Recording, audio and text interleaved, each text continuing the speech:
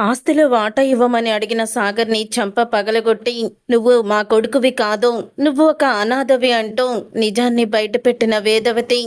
అసలిదంతా ఎలా జరగబోతుంది? సాగర్ నిజంగానే రామరాజు కొడుకు కాదా? అసలేం జరిగింది అనేది ఈ వీడియోలో తెలుసుకుందాం.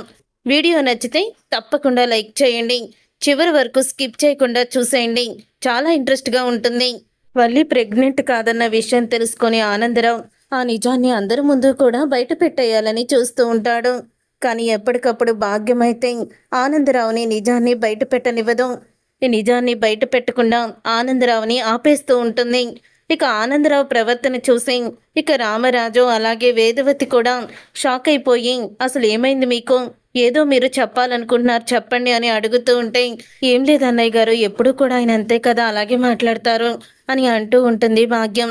తరువాత ఇక నర్మద తండ్రి ప్రసాదరావు అయితే సాగర్ని పక్కకి పిలిచి, ఏంటి నర్మదా నగలు ఎప్పుడు విడిపిస్తున్నావు అని అడుగుతూ ఉంటాడు. నర్మద నగలు విడిపించడం కాదు, ఇప్పుడు నేను ఆ సేటుకి 20 లక్షలు కట్టాలి అని అంటూ ఉంటాడు. మరి 20 లక్షలు మీ నాన్న అడిగి తీసుకోవచ్చు కదా అని అంటూ ఉంటే, మా నాన్నని నేను అడగలేను, లంచం ఇచ్చి నేను జాబ్ సంపాదించుకున్నానని ఆయనకి ఇప్పటికి కూడా నా మీద కోపం తగ్గలేదు.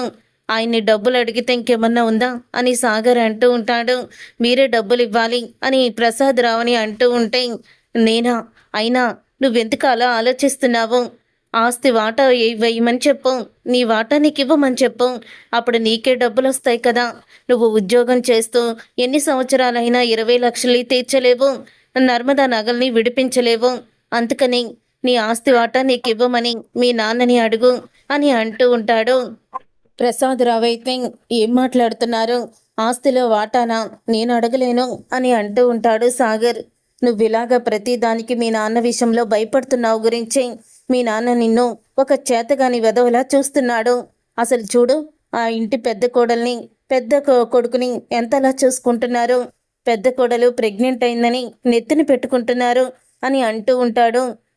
ప్రసాదరావు అయితే, నర్మదికి ఇంట్లో గౌరవం ఉండాలన్నా, నువ్వు కూడా గౌరవంగా బ్రతకాలన్నా నువ్వు ఆస్తిలో వాటా అడగాల్సిందే అని చెప్తూ ఉంటే, ఇంతలో నర్మద అయితే అక్కడికి వస్తుంది. ఏంటి మీ ఇద్దరు పక్కకొచ్చి మాట్లాడుకుంటున్నారు, ఏం జరిగింది అని అడుగుతూ ఉంటుంది. ఏం లేదు నర్మద, ఏదో ఏదో కొంచెం మాట్లాడుకుంటున్నాం, అక్కడ డిస్టర్బ్గా ఉందని ఇక్కడికి వచ్చాము, పర్సనల్ అంటూ ఏమీ లేదు అని సాగర్ అయితే మాట మార్చేస్తాడు. అవునమ్మా, పర్సనల్ ఏమీ లేదు, ఉద్యోగం ఎలా ఉంది అవి అడుగుతున్నాను అంతే అని ప్రసాదరావు అయితే చెప్తాడు.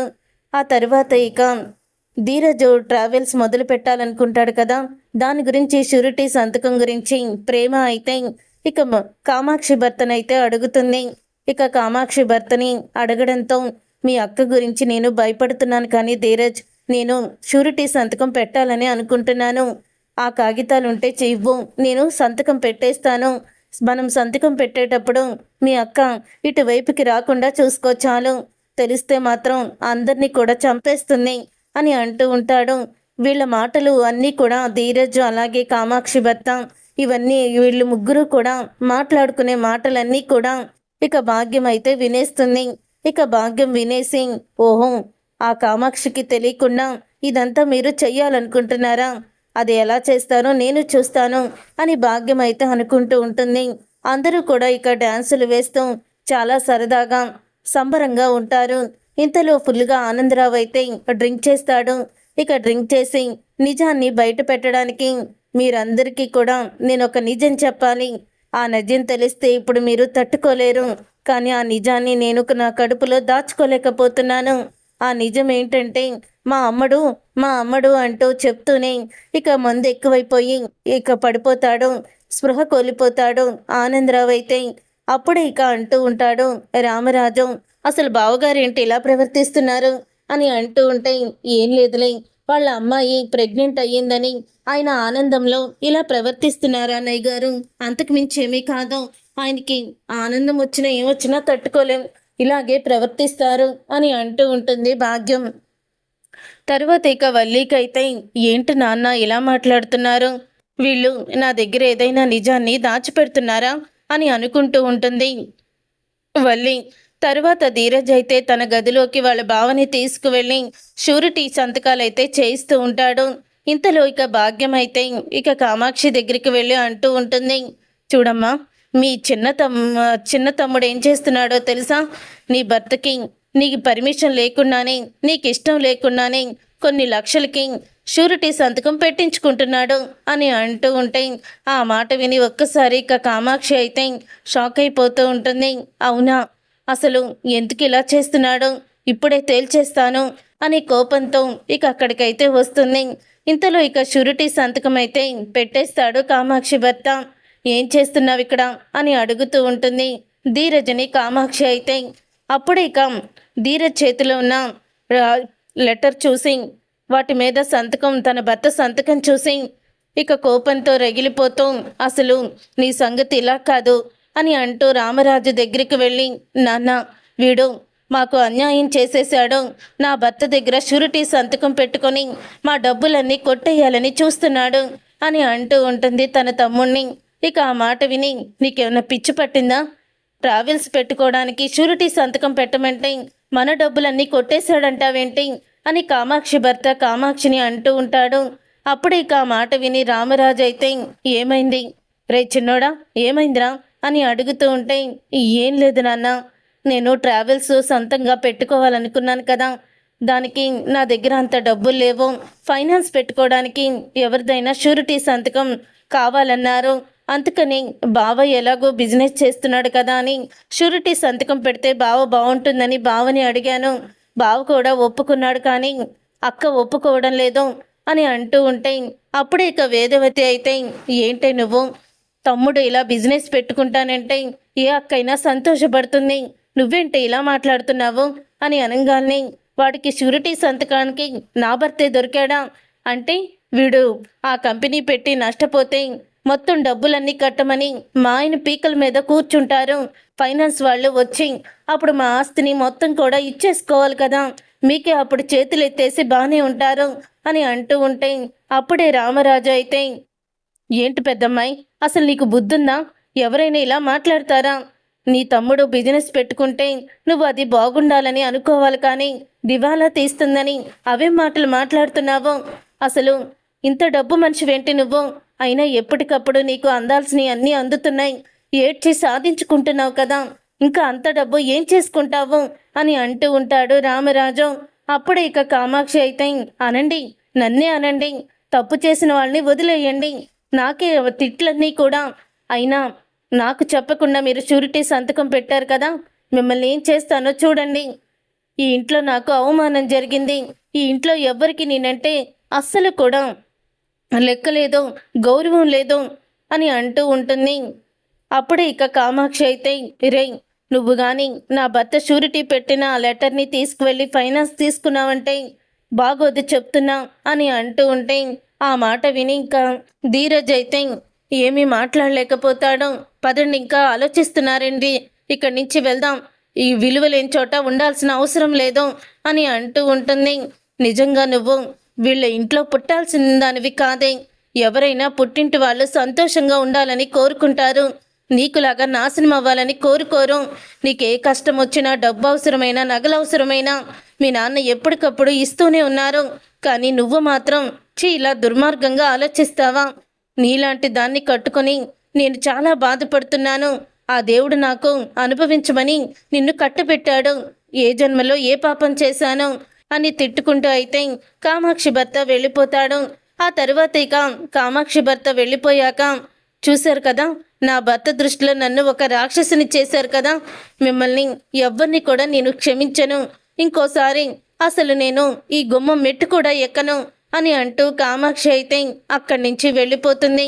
కామాక్షి అక్కడి నుంచి వెళ్ళిపోయిన తర్వాత అప్పుడే ఇక అంటూ ఉంటాడు ధీరజ్ అయితే, నాన్న, నన్ను క్షమించండి నాన్న, ఈరోజు ఇంట్లో అందరూ కూడా సంతోషంగా ఉన్నారు, నా వల్లే మళ్ళీ ఇలా గొడవ జరిగింది అని అంటూ ఉంటాడు ధీరజ్ అయితే. అప్పుడు ఇక రామరాజు అయితే, రే చిన్నోడా, షూరిటీ సంతకం నేను పెట్టేవాడిని కదా, ఎందుకురా నువ్వు అలాగా వాళ్ళ చేత వీళ్ళ చేత మాటలు అనిపించుకుంటున్నావు అని అడుగుతూ ఉంటే, అప్పుడు ఇంకా షూరిటీ సంతకం కాకపోయినా దానికి కావాల్సిన డబ్బులన్నా మీ నాన్న నీకు ఇచ్చేవాళ్ళు కదరా చిన్నోడా, ఎందుకు నువ్వు అందరి దగ్గర చేతులు చాచడం, అలా అడగడం అని అడుగుతూ ఉంటుంది వేదవతి. అప్పుడే ఇంకా అంటూ ఉంటాడు ధీరజ్ అయితే, ఏం లేదమ్మా, నాది ఇదంతా కూడా తాతల ఆస్తేం కాదు, నాన్న కష్టార్జితం. చిన్నప్పటి నుంచి మా కోసం ఎంతో కష్టపడి సంపాదించారు. అలాంటి నాన్న కష్టాన్ని ఇప్పుడు నా అవసరానికి వాడుకోవాలని నేను అనుకోవడం లేదు. అందుకని నేను సొంతంగానే కంపెనీ పెట్టుకోవాలని, నా కాళ్ళ మీద నేను నిలబడాలని నేను అనుకుంటున్నాను. నాన్న ఎలాగైతే కష్టపడి పైకొచ్చారో అలాగే నేను కూడా కష్టపడి పైకి రావాలని, అలా ఇంకొకళ్ళ దగ్గర షూరిటీ సంతకం అడిగాను తప్ప నాన్నని అవమానపరచాలని కాదు. నాన్న నేను అడిగితే తప్పకుండా డబ్బులు ఇస్తారు, కానీ నాన్నని నేను ఇబ్బంది పెట్టాలని అనుకోలేదు అని అంటూ ఉంటాడు ధీరజ్ అయితే. అప్పుడు ఇక వేదవతి అయితే, ఇదంతా నీ ఆస్తిరా, నువ్వు మీ నాన్నని అడగడానికి ఏముంది అని అంటూ ఉంటుంది వేదవతి. తరువాత ఇంకా అంటూ ఉంటుంది ప్రేమ అయితే, ధీరజ్ మావయ్య దగ్గర కానీ బయట ఎక్కడ కూడా అప్పు చేయడం కానీ తనకి ఇష్టం లేదు అత్తయ్య, అందుకని అలా మాట్లాడుతున్నాడు అని చెప్తూ ఉంటుంది ప్రేమ. ఇంతలో ఇక ప్రసాదరావు అయితే సాగర్ని రెచ్చగొడతాడు. ఇదే నీకు మంచి సమయం, వెళ్ళి ఆస్తిని వాటా వేయడానికి నీ తమ్ముడిని కూడా ఒప్పించు, నీ తమ్ముడికి ఈ సలహా ఇవ్వు అని అంటూ ఉంటాడు ప్రసాదరావు. అప్పుడు ఇక వెంటనే అంటూ ఉంటాడు సాగర్ అయితే, రే చిన్నోడా, ఏంట్రా అలా మాట్లాడుతున్నావు? ఇదేమన్నా పరాయి వాళ్ళ ఆస్తా? నాన్న సంపాదించిన ఆస్తే కదా. నాన్న ఆస్తి అయినా, నాన్న కష్టార్జితమైనా సరే, ఏదైనా అది మనకే చెందుతుంది. ఆస్తిలో నీకు కూడా వాటా ఉంది కదరా. నువ్వు కష్టపడి పైకి రావడానికి ఈ ఆస్తి మొత్తంలో నీకున్న వాటాని వేరు చేసుగా ఇవ్వమను. నీ వాటాని నువ్వు అడుగు. ఆయన కష్టపడి సంపాదించింది పిల్లల కోసమే. నా పిల్లలు ఎప్పటికీ కూడా ఎవరి దగ్గర చేయి చాచకూడదు. నా పిల్లల కోసమే నా కష్టమని ఎప్పుడు అంటూ ఉంటారు కదా. కాబట్టి ఈ ఆస్తిలో మొత్తం సర్వ హక్కులు మనకున్నాయి. నీకు రావాల్సిన వాటాని నీకు వేరు చేసి ఇవ్వమని చెప్పు. అలాగే నాకు కావాల్సిన వాటాని కూడా నేను అడుగుతాను అని అంటూ ఉంటాడు. ఇక సాగర్ అయితే ఆ మాట విని ప్రతి ఒక్కరూ కూడా షాక్ అయిపోతూ ఉంటారు. ముఖ్యంగా రామరాజు కూడా షాక్ అయిపోతూ ఉంటాడు. అప్పుడే భాగ్యం అయితే, అంటే మన అల్లుడికి కూడా రావాల్సిన వాటా వచ్చేస్తుంది అని భాగ్యం ఆనందపడుతూ ఉంటుంది. అప్పుడు ఇక నర్మద అయితే, నీకేమన్నా పిచ్చి పట్టిందా సాగర్? అసలు ఆస్తిని వాటా వేయడం ఏంటి? నీ వాటా నా వాటా అంటూ ఆస్తిని పంచడం ఏంటి? అది మావయ్య గారి నిర్ణయం. ఆయన ఏమైనా ఆయన కష్టాన్ని చేసుకుంటారు. కానీ నువ్వు కష్టపడి సంపాదించుకోవాలి. కానీ ఇలా నువ్వు ఆస్తిని పంచమని వాటా ఇవ్వమని ఎలా అడగగలుగుతున్నావు అని అంటూ ఉంటే, ఇప్పుడు సాగర్ అన్న దాంట్లో తప్పేముందమ్మా అని అంటూ ఉంటాడు ప్రసాదరావు అయితే. సాగరు తను ఉద్యోగం చేసుకోవడానికి ఒకవేళ ఆస్తిలో వాటా ఉంటే, అదే రామరాజు డబ్బులు ఇచ్చుంటే ఇదంతా కూడా జరిగేది కాదు కదా. నీ నగలు తాకట్టు పెట్టాల్సిన అవసరం వచ్చేది కాదు. 20 లక్షలు ఆ సేటు దగ్గర అప్పు చేయాల్సిన అవసరం సాగర్కి వచ్చేది కాదు. తన వాటా తనకి ఇచ్చేస్తుంటే తను దర్జాగా ఖర్చు పెట్టుకునేవాడు. అలాగే ధీరజ్ కూడా మరొకరి దగ్గర షూరిటీ సంతకం పెట్టించుకోవాల్సిన అవసరం కూడా లేదు కదా అని అంటూ ఉంటాడు ప్రసాదరావు. అప్పుడు ఇక నర్మద అయితే అంటూ ఉంటుంది, ఇది మీకు సంబంధం లేని విషయం నాన్న. ఈ విషయంలో మీరు జోక్యం చేసుకోకండి. ఆస్తుల విషయాలు వాళ్ళ ఇష్టం, వాళ్ళది, అంతే తప్ప మనం కలుగజేసుకోవాల్సిన అవసరం లేదు. దయచేసి మీరు ఇక్కడి నుంచి వెళ్ళిపోండి అని ఆ ప్రసాదరావుని వెళ్ళిపోమని చెప్తుంది. కొడుకులు మరొకరి దగ్గర చెయ్యి చాచి మన ఇంటి పరువు తీయడం కన్నా అదేదో వాళ్ళకి రావాల్సిన వాటాలు వాళ్ళకి రాసిస్తే వాళ్ళు బ్రతికేదో వాళ్ళు బ్రతుకుతారు. ఇంత కష్టపడి సంపాదించింది కొడుకుల కోసమే కదా, వాళ్ళకి ఇవ్వడానికి ఏంటో ఈ పెద్ద మనిషి మరి ఎలాగ ఆలోచిస్తాడో అని అంటూ అయితే ప్రసాదరావు అక్కడి నుంచి వెళ్ళిపోతాడు. అలా వెళ్ళిపోయిన తరువాత అప్పుడు ఇక సాగర్తో నర్మద అయితే అంటూ ఉంటుంది, నువ్వు లోపలికి పద సాగర్ అని అంటూ ఉంటుంది. అప్పుడు ఇక నర్మద మాటలకి, నువ్వు ఆగు నర్మద, ఎందుకు నువ్వు ఇలా మాట్లాడుతున్నావు? అసలు మనం ఒక స్థాయికి వెళ్ళాలంటే ఇప్పుడు మనం ఆ డబ్బులు కట్టాలి. నేను ఉద్యోగం చేసి 20 లక్షలు తీర్చలేను. అందుకే నా వాటా నాకు ఇవ్వమని అడుగుతున్నాను. దాంట్లో తప్పేముంది అని అంటూ ఉంటాడు సాగర్ అయితే.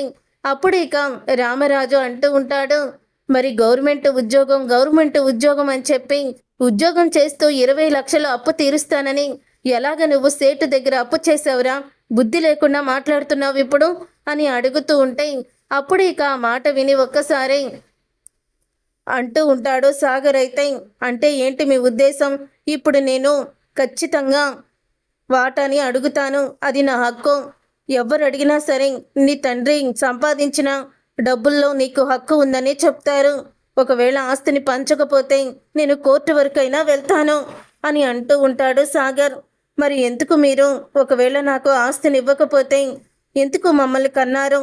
కానీ మా పిల్లల కోసమే సంపాదిస్తున్నామని నలుగురు ముందు గొప్పగా ఎందుకు చెప్పుకుంటున్నారు అని సాగర్ అయితే నిలదీస్తూ ఉంటాడు.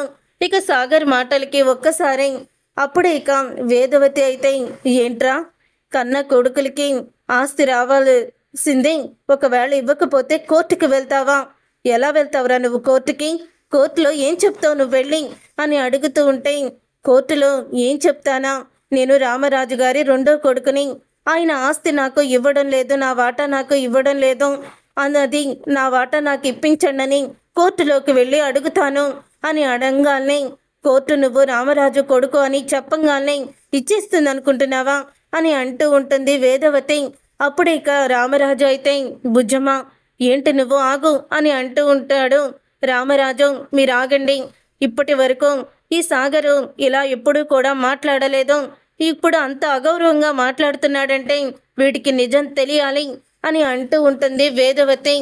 ఏ కోర్టుకైతే నేను ఆయన కొడుకుని, ఆస్తిలో నాకు వాటా ఉంది అని చెప్పి నువ్వు కోర్టుకి ఎక్కుతావో, అదే కోర్టులో నువ్వు రామరాజు కొడుకువి కాదని, నువ్వు మా కడుపున పుట్టలేదని నేను సాక్ష్యం చెప్తాను అని అంటూ వేదవతి అయితే షాక్ ఇస్తుంది.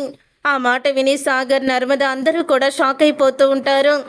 ఏంటి, కన్న కొడుకుకి వాటా ఇవ్వాలని నేను మీ కన్న కొడుకునే కాదంటావా? అసలు ఏం మాట్లాడుతున్నావమ్మా నువ్వు అని అంటూ ఉంటే, అవును నేను చెప్పేది నిజం, నువ్వు మా కన్న కొడుకువి కాదు కాబట్టి నువ్వు మా కన్న కొడుకువి కాదని కోర్టులో కేసు వేస్తాను అని నిజాన్ని ఇక బయట పెడతాను అంటూ వేదవతి అయితే షాక్ ఇస్తుంది. అప్పుడు ఇక నర్మద అయితే, ఏం మాట్లాడుతున్నారు అత్తయ్య మీరు అని అడుగుతూ ఉంటుంది. నర్మద, అవును నర్మద, వీడు మా కన్న కొడుకు కాదు అని అంటూ ఉంటే ఆ మాట విని ఒక్కసారి షాక్ అయిపోతూ ఉంటారు అందరూ కూడా. ఇక సాగర్ అయితే షాక్ అయిపోతూ, నేను ఆస్తిలో వాటా అడిగానని మరో కొత్త కథ క్రియేట్ చేసి చెప్తున్నావా? నేను మీ కన్న కొడుకు కాకపోవడం ఏంటి? చిన్నప్పటి నుంచి ఇక్కడే కదా, నేను మీ దగ్గరే కదా పెరిగాను అని అడుగుతూ ఉంటే, అవును నువ్వు మా కన్న కొడుకువి కాదు. ఒకరోజు పెద్దోడిని తీసుకొని మేము పుణ్యక్షేత్రాలకి వెళ్ళినప్పుడు అప్పుడు నిన్ను అనాథగా ఎవరో వదిలేసి వెళ్ళిపోయారు. పసికందుగా పాలు కోసం ఏడుస్తున్న నిన్ను చూసి తట్టుకోలేక మీ నాన్న నా దగ్గరికి తీసుకువచ్చి నా ఒడిలో పడుకోబెట్టి నన్ను పాలు ఇవ్వమని అన్నారు. అప్పుడు ఆకలితో ఉన్న నీకు నా పాలు ఇచ్చాను. ఇక పాలు తాగిన ఆ పాసం నాలో ఉండిపోయి నిన్ను పెంచుకోవాలని అప్పటి నుంచే మేము నిర్ణయించుకున్నాము. ఈ విషయం మా ఇద్దరికి తప్ప ఎవ్వరికీ తెలీదు. నీకు అంతగా డౌట్ ఉంటే వెళ్ళి DNA టెస్ట్ చేయించుకో అని అంటూ ఇక షాక్ ఇస్తుంది. అసలు నిజాన్ని బయట పెట్టి వేదవతి అయితే, ఇక వేదవతి నిజాన్ని బయట పెట్టడంతో ఒకేసారి ఇక షాక్ అయిపోతూ ఉంటాడు సాగర్ అయితే. అప్పుడు ఇక సాగర్ తన కన్న కొడుకు కాదని రామరాజు కూడా చెప్తాడు. నువ్వు నా కన్న కొడుకువి కాదు, అయినా సరే నీ కోసం నేను ఎంతో చేశాను.